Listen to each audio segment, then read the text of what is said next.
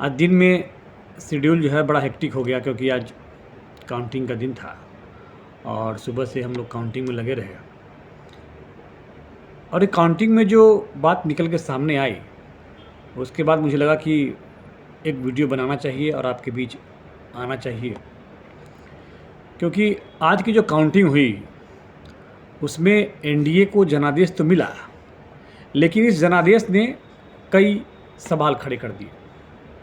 सवाल इस बात के कि क्या जो नई सरकार बनेगी या बनने वाली है वो 2014-2019 की तरह मजबूत सरकार होगी या फिर 2009 और 2004 की तरह मजबूर सरकार। देखिए, मैं बात इसलिए कह रहा हूँ क्योंकि जो नतीजे आए हैं उसमें एनडीए को बहुमत तो मिला है, लेकिन भारतीय जनता पार्टी को उतनी सीटें नहीं मिली है कि भारतीय जनता पार्टी अपने दम पर अपनी जो पुरानी पॉलिटिक्स है, जिस राजनीति के लिए भारतीय जनता पार्टी जानी जाती है, उस राजनीति को अमली जामा पहना सके। और जब भारतीय जनता पार्टी को अपना नंबर नहीं है, 272 का वो जादुई आंकड़ा भारतीय जनता पार्टी के पास नहीं है, तो चर्चाएं कई हैं। चर्चा इस बात की है कि क्या देश की राजनीति गठबंधन की राजनीति के दौर में वापस चली गई है। जो 1996, 1998, 1999 मतलब जो 90 के दशक का जो दौर था, जो राजनीति थी, क्या उस तरह की राजनीति फिर से देश में लौटने वाली है? ये सवाल चर्चा में है और इस सवाल के चर्चा के केंद्र में है नीतीश कुमार। नीतीश कुमार क्यों भाई? तो नीतीश कुमार इसलिए क्योंकि नीतीश कुमार की पार्टी को 12 सीटें आई हैं। नीतीश कुमार की पार्टी एनडीए में एक बड़ा घटक है। नीतीश कुमार के साथ ही आंध्र प्रदेश में टीडीपी, जो चंद्रबाबू नायडू की पार्टी है, उसे भी 16 सीटें मिली हैं। तो ये 16 है और ये जो नीतीश कुमार के 12 हैं, ये 16, 12, 28 का आंकड़ा है। ये बहुमत के आंकड़े में एक बहुत बड़ा रोल प्ले कर रहा है। ऐसे में अगर चंद्रबाबू नायडू और नीतीश कुमार कोई गेम करते हैं, कोई खेल करते हैं, पुरानी फाइलों को खोलते हैं, पुरानी बातों को पन्नों को पलटते हैं, तो फिर गेम फंस जाएगा। और गेम फंसेगा सिर्फ इसीलिए नहीं, गेम इसलिए भी फंसेगा क्योंकि इंडिया अलायंस के जो लीडर हैं, इंडिया अलायंस के जो नेता हैं, वो भी इस बात की तरफ इशारा कर रहे हैं कि नीतीश कुमार और चंद्रबाबू नायडू पर डोरे डाले जाए। अब चर्चा तो इस बात की हो रही है कि कल सुबह चंद्रबाबू नायडू दिल्ली आ रहे हैं, नीतीश कुमार को भी दिल्ली आना है, एनडीए की मीटिंग है। और चर्चा इस बात की है कि इस मीटिंग से पहले मुलाकात हो सकती है इंडिया अलायंस के नेताओं की इन नेताओं से। अब क्या कहेंगे इसको? अगर देखिए, मामला कहाँ फंस रहा है? मामला फंस रहा है कि बीजेपी के पास अपना नंबर नहीं है, बीजेपी के पास 272 का जादुई नंबर नहीं है।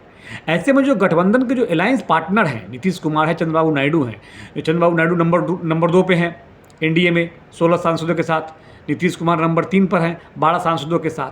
तो इन लोगों की बार्गेन कैपेसिटी बढ़ गई है। मतलब ये लोग बार्गेन करना चाहेंगे पोर्टफोलियो के हिसाब से, किसको मंत्री बनाया जाए, कितना मंत्री बनाया जाए, कौन कौन सा मंत्रालय ले, या फिर कौन सा पोजीशन ले।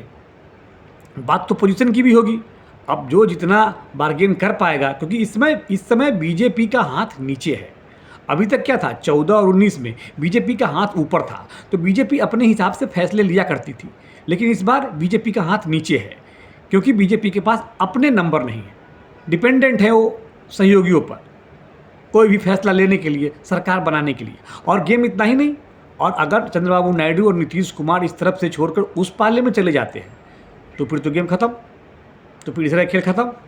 तो मामला वहीं फंसा हुआ है। और मामला चर्चा इसी बात की हो रही है, चर्चा इस बात की हो रही है कि क्या नीतीश कुमार या चंद्रबाबू नायडू किसी बड़े रोल में आने वाले हैं?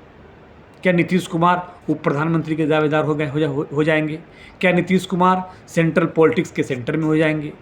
क्या चंद्रबाबू नायडू मुख्यमंत्री नहीं बनेंगे, केंद्र में यहाँ आके कुछ बनेंगे, उप प्रधानमंत्री, जो भी मतलब उस लेवल की जो बात होगी, क्या बनेंगे? क्या आप आंध्र प्रदेश में अपने बेटे को सीएम बनाएंगे? आंध्र प्रदेश में जो विधानसभा का रिजल्ट आया है, उसमें टीडीपी के पास पूरा पावर है, टीडीपी के पास अपनी कैपेसिटी है कि टीडीपी अपनी सरकार चला सकती है। तो अभी की सिचुएशन में, और बिहार में क्या, बिहार में नीतीश कुमार जिस तरफ जाएंगे उनकी सरकार बनेगी। तो बिहार में और आंध्र प्रदेश में दोनों जगह, वहाँ चंद्रबाबू नायडू और यहाँ नीतीश कुमार, दोनों बड़े प्लेयर हैं और दोनों इस वक्त सेंट्रल राजनीति में, केंद्र की राजनीति में बड़ा रोल प्ले करने की ताकत रखते हैं, किंग मेकर की भूमिका में आ चुके हैं। जिधर उनका पलड़ा झुकेगा उसकी सरकार बनेगी। इसलिए ध्यान से देखते रहिए, क्योंकि बिहार की राजनीति, आंध्र प्रदेश की राजनीति, देश की राजनीति में अभी कई मोड़ आने बाकी है, अभी कई मोड़ आएंगे। अभी देखना होगा कि आखिर नीतीश कुमार कौन सा कदम लेते हैं, क्योंकि नीतीश कुमार की चुप्पी रहस्यमय चुप्पी है। नीतीश कुमार आज के नतीजे के बाद उस तरीके से नहीं सामने आए हैं। डिप्टी सीएम सम्राट चौधरी उनसे दो बार मिलने गए, कई तरह की बातें सामने आई।